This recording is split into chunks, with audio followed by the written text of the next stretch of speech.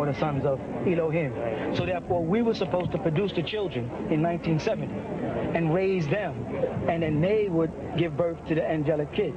So the children that were born in 1970... It was supposed to be that, but the devil set out to get all those kids.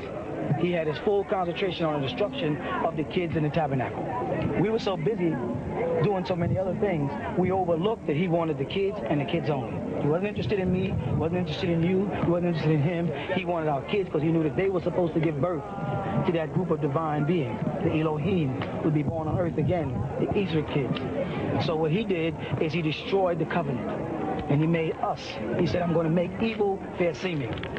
Catch me again. There was a period of time when we knew, we had knowledge, we had no beliefs.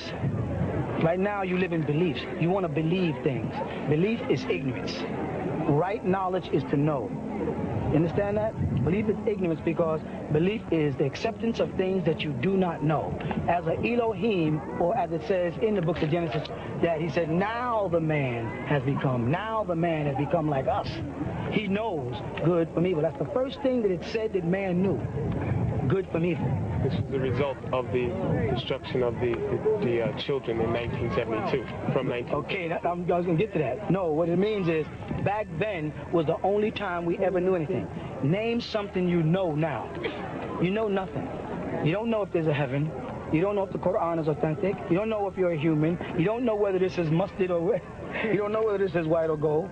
All you know is what they told you, and you have belief in what they told you. When we were in our right state of Elohim, we didn't have beliefs. We knew because we were the gods that everybody worshipped. You follow that? The people with the crown, the woolly hair, right? We were the original Watusi and the original Pygmies. There was hair.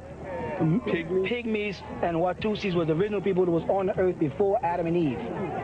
You understand? And Adam and Eve came after that. Adam and Eve was genetically bred by elders to give a genealogy. The first human being on the planet Earth, classified a human being, was Seth's son. Seth's son's name was Enos, and Enos means mortal or human being. Seth of the Torah is Sethmos, the ancient Egyptian god, to Cain. You said Adam and Eve was born through somebody? Oh, yeah. Adam was a tribe, and Eve was a tribe. Male and female created he them. It says in Genesis. So where does the apple and the serpent come in? Apple and the serpent comes in with the pomegranate apple, and you can read all about the pomegranate apple and the building of Solomon's temple and the priest robe throughout Exodus and Leviticus and Numbers. These are books of the scriptures, in case you don't know. Yeah, I know where you're coming. Yeah, so, but that happened to the family once that breed of the Watusis and the Pygmies came together to have that child for the refilling of the earth. So if you read, you'll see that it says in the beginning he created two great lights. Correct? Poor interpretation says the two great lights are the sun and the moon. The moon has no light. So therefore in Genesis when it says he created two great lights, he couldn't be talking about the moon because the moon has no light of its own. The moon is non-luminous. The second light he's talking about is the light that's inside you and me. People of the sun. We are Shem. The name Samson means solar. You with that? Yeah. That's what the name Samson means. Shamsa means the sun. So we are sun people. This is why we can live under the sun and Europeans cannot live under the sun. We've really got an epidemic on our hands in this country. The incidence of melanoma is increasing alarmingly. We also have a very high incidence of other forms of skin cancer, to the point where 2 out of every 3 Australians before the age of 70 will have some form of skin cancer. More than twice the world average, this high cancer rate is usually explained by Australians' love of the outdoors. Exposure to the sun's ultraviolet radiation causes skin cancer. And because the majority of people here are very light-skinned, they're especially susceptible to the sunburns that lead to this disease. What they do not teach you is what's called right knowledge. Right knowledge is that there's a sun burning inside of you, a light burning inside of you. That they tell us that there's just energy here. There's light and fire burning inside us, and that's what they're speaking about in the book of John when it says the light is shining in the darkness, but the darkness comprehendeth it not. And that light is called Ruh in Hebrew, and it's called Ra in ancient Egypt, and we were called Amun-Ra. The word Amun means Amanah, faith.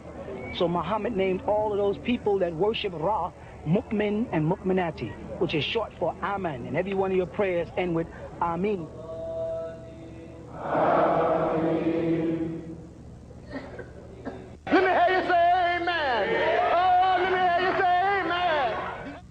Amin, which is the ancient Egyptian god Amun, and the Ra was the sun in us as the original people of the sun. And we roamed the earth millions of years, 17,250,000 years to be exact, before Adam was created 49,000 years ago.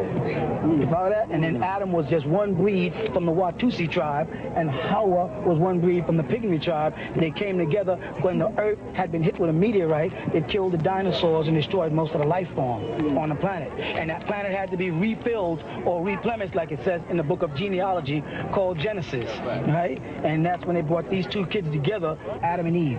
And the men who brought them together were called the Elohim. That's why they translate in your Bible God. If you look into the Hebrew, it says in the beginning Elohim did this. Elohim did this. And then when they get to Genesis chapter 2, in the first 4 verses, it moves from Elohim into Yahweh Elohim. And then when it gets into Genesis chapter 3, it gets down into who Satan is and his temptation of this man and this woman.